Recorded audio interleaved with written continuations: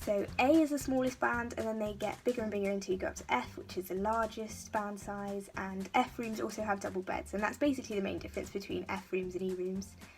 D, E and F rooms all have ensuite bathrooms rather than a shared bathroom. The rooms within the bands are pretty much the same, but there might be some slight size differences based on how close your room is to a shower or a toilet. So I know that some B rooms were slightly smaller than others, but that was because they were closer to a shower or in a nicer accommodation block. So they do tend to equate out, it just might not be size based.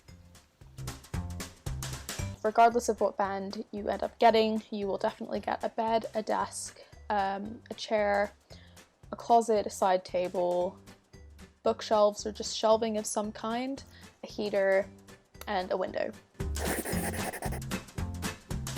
I chose to apply for a Band D room. As I do a lot of sports, so I decided that when I returned to college from doing those sports, having an ensuite would be quite a nice thing to have.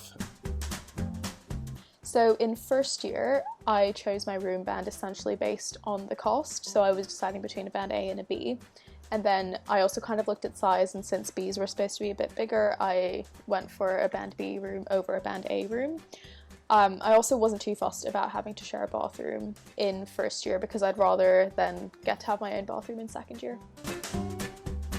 I basically went off cost and whether I wanted an ensuite bathroom or not.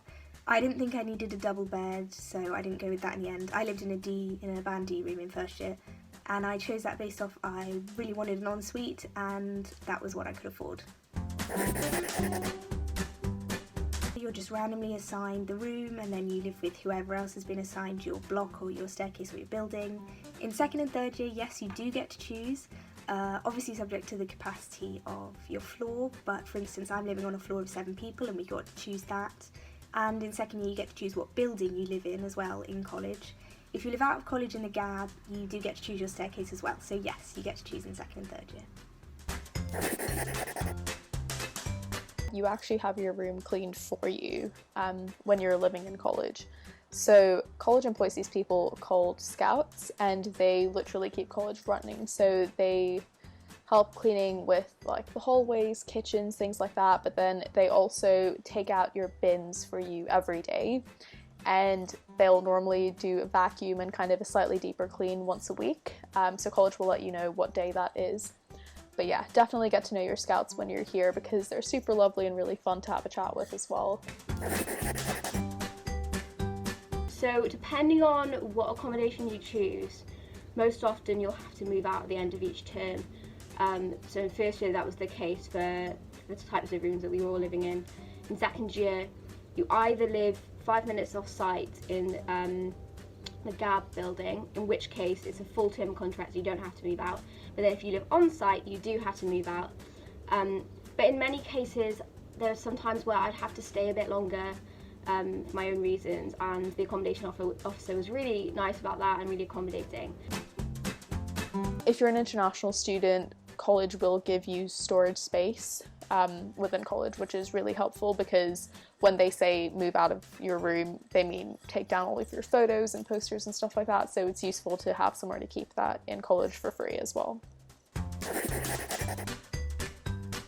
If you are in a staircase, you tend to share with people on your floor, and that's how it works. But there's very, very rarely ever people finding that there's too many people in the bathroom, they can't use a bathroom, because worst comes to worst, you can use a different floor, and there's really good bathroom facilities available at Pembroke. So the amount of people sharing a bathroom if you're in a Band A or B room can vary, and it's essentially based on which staircase you're in. So for example, I was really lucky, I only shared my bathroom with one other person in first year. So I decorated my room just with, posters that you can see on my wall at home, and photos of all my friends, fairy lights, generally just found very cheap things. What I do now in second year is I'd save glass bottles from the college cafe and put flowers in them, put them around my room. I decorated my room with photos of friends and family, as well as my county flag, because I'm a very proud Yorkshireman. I also added some memorabilia, which was nice because it reminded me of home.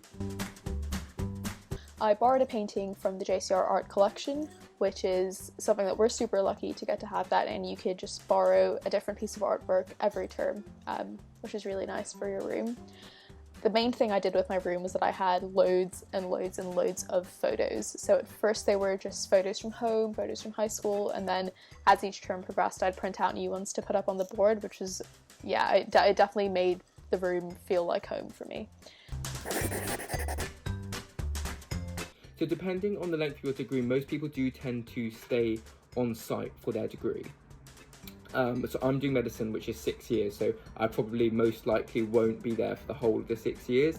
But for especially degrees that are 3 or 4 years, people do tend to stay on main site or the off-site accommodation for Pembroke, which is called the GAB. And in first year, everyone's on main site, so everyone's together. And in second year, depending on what your preferences are, what you want, you can live off-site if that's closer to maybe where your lectures are, or you can still stay on main sites. But I say the vast majority stay on site just because it is so nice to be close to the library and close to food, and generally it's a really good social scene if you're in college.